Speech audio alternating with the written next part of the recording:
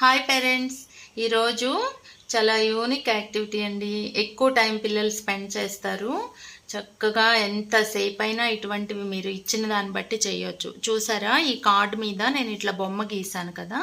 పిల్లలు దీన్ని చూసి బాగా గమనించి అనుకరించి ఈ ఐస్ క్రీమ్ స్టిక్స్తో ఇది యూజ్ చేసి వాళ్ళ బొమ్మని ఇలానే అరేంజ్ చేయాలన్నమాట. ఈ తల కోసం నేను బ్యాంగిల్ పెట్టాను. మీరు ఏదైనా చిన్న డబ్బా మూత అయినా ఇవ్వచ్చు. సో ఇక్కడ హెడ్ అరేంజ్ అయింది కదా. తర్వాత వీళ్ళు గమనించాలి, ఇట్లా నిలువుగా బాడీకి నిలువుగా ఒక స్టిక్ పెట్టారు. పిల్లలు జాగ్రత్తగా అంటించి ఇలా పెడతారు. తర్వాత ఇవి చేతులు కదా. సో ఇట్లా చేతులకి ఇలా పెడతారు, వంకర లేకుండా. ఇందులో స్ట్రైట్గా ఉంటే ఇక్కడ కూడా స్ట్రైట్గానే పెట్టాలి.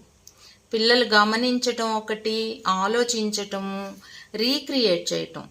ఈ బొమ్మని చక్కగా ఉన్నది ఉన్నట్టుగా ఈ స్టిక్స్ యూజ్ చేసి చక్కగా పెట్టడం నేర్చుకోవాలి. దీనివలన అటెంటివ్నెస్ చాలా డెవలప్ అవుతుందండి. పిల్లలు ఎక్కువసేపు టైం స్పెండ్ చేస్తారు, అటెంటివ్గా ఉంటారు. గమనించటం, ఐ హ్యాండ్ కోఆర్డినేషన్, ఇట్లా ఎన్నో యూజెస్ ఉంటాయి పిల్లలకి. ఇది అయిపోయింది కదా. ఇప్పుడు ఇంకో బొమ్మ, మళ్ళీ ఇవన్నీ వెనక్కి తీసేసి పిల్లలు మళ్ళీ ఈ బొమ్మ ఎలా ఉందో అలానే అరేంజ్ చేయాలి. చూసారా, హెడ్ పోర్షన్లో ఇది ఉంది కదా, అది ఉంచేసి మళ్ళీ బాడీకి ఇట్లా పెట్టారు. ఇందులో చేతులు చూసారా ఇలా పైకి ఉన్నాయి. సో పిల్లలు కూడా ఇట్లా చేతుల్ని పైకి అరేంజ్ చేయాలి. ఇట్లా అరేంజ్ చేస్తారు.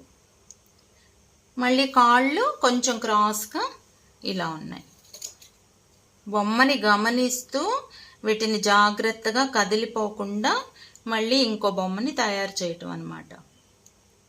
వాళ్ళు చాలా ఆలోచనతో చక్కగా చేయాల్సిన యాక్టివిటీ ఇది మీకు మోడల్ కోసం ఇట్లా బొమ్మలు గీసాను కదా. ఇటువంటి బొమ్మలు ఎన్నైనా మీరు చేయించవచ్చండి.